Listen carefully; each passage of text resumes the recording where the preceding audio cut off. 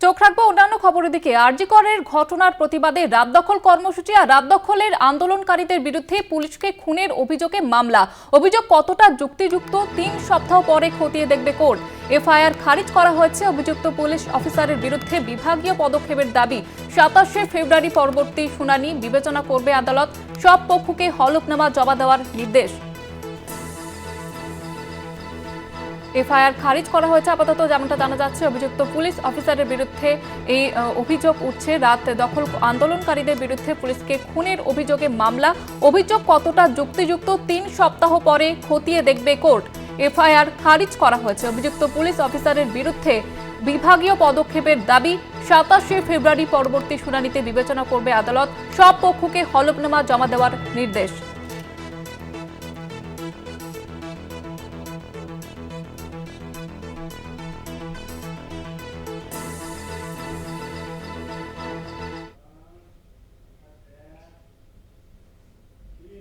অন্যদিকে ওয়াকফ বিল নিয়ে লিখিত আপত্তি তৃণমূলের। যৌথ সংসদীয় কমিটিতে লিখিত আপত্তি তৃণমূলের। সংসদীয় কমিটির চেয়ারম্যান জগদম্বিকা পালকে ৩২ পাতার চিঠি। তৃণমূল সাংসদ কল্যাণ বন্দ্যোপাধ্যায় এবং নাদিমুল হকের চিঠি। যৌথ সংসদীয় কমিটিতে চিঠি, ৩২ পাতার চিঠি দেওয়া হয়েছে তৃণমূলের তরফ থেকে।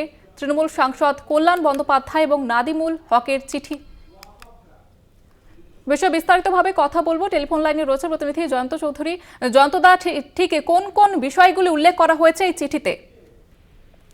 দেখো, ওয়াকফ বিল প্রথম থেকেই, ওয়াকফ বিল যে উদ্দেশ্য নিয়ে আনা হচ্ছিল সেই উদ্দেশ্যে সম্পর্কে বিরোধীরা প্রায় সকলেই, তৃণমূল সহ সকলেই তার উদ্দেশ্য নিয়ে প্রশ্ন তুলেছিল এবং এই বিলটি প্রত্যাহার করতে বলা হয়েছিল।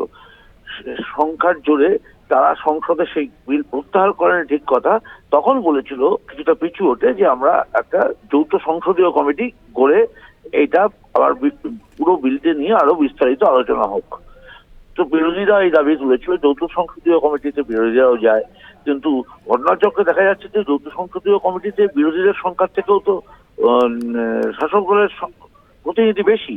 তো সুতরাং যাই সিদ্ধান্ত হোক না কেন, সেই সিদ্ধান্তে তো সবসময় শাসক দলই তাতে জয়ী হবেন এবং তাদের মধ্যেই প্রতিষ্ঠিত হবে। সবচেয়ে বড় কথা যেখানে বলা হয়েছে যে ওয়াকফ হচ্ছে সংখ্যালঘু মুসলিমদের যে সম্পত্তি, যেগুলো সামাজিক সম্পত্তি, যেগুলো সেই ধরনের সম্পত্তির মালিকানা কে থাকবে না থাকবে ইত্যাদি সমস্ত কিছু নিয়ন্ত্রণের জন্য একটা বোর্ড তৈরি হয়, তাকে বলে ওয়াকফ বোর্ড। সেই ওয়াকফ বোর্ডের সদস্য হয় সেই সম্প্রদায়ের মানুষরাই। কিন্তু এই প্রথম আইন আনা হলো যে সেই সম্প্রদায়ের বাইরে অমুসলিম একজন সদস্য তাকে যুক্ত করার কথা বলা হলো এবং সেটা পাশ করানো হয়েছে। তীব্র আপত্তি ছিল সমস্ত বিরোধী দলের, তা সত্ত্বেও সেটা পাশ করানো হয়। তৃণমূল আপত্তি জানায়, পাশ করানো হয়। এমনকি সিদ্ধান্ত কে নেবে, ওয়াকফ বোর্ড নয়, চূড়ান্ত সিদ্ধান্ত নেওয়ার দায়িত্ব দেওয়া হচ্ছে সমস্ত জেলা শাসককে, সংশ্লিষ্ট জেলা শাসককে।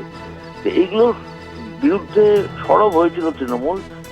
এই বিষয়ে আরো বিস্তারিত ভাবে লিখে তাদের আপত্তির কথা, যাকে আমরা পরিষদীয় ভাষায় বলি নোট অফ ডিসেন্ট, সেই নোট অফ ডিসেন্ট ৩২ পাতার নোট অফ ডিসেন্ট দিয়ে কল্যাণ বন্দ্যোপাধ্যায় এবং নাদিমুল হক, দুজন প্রতিনিধি ছিলেন এই সংসদীয় কমিটিতে, তারা সেই বৈঠক বয়কট করে বেরিয়ে আসে।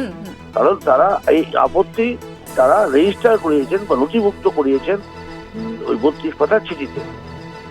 একেবারে জয়ন্তদা, আমাদের ধন্যবাদ জানাবো। আমাদের সঙ্গে টেলিফোন লাইনে ছিলেন প্রতিনিধি জয়ন্ত চৌধুরী।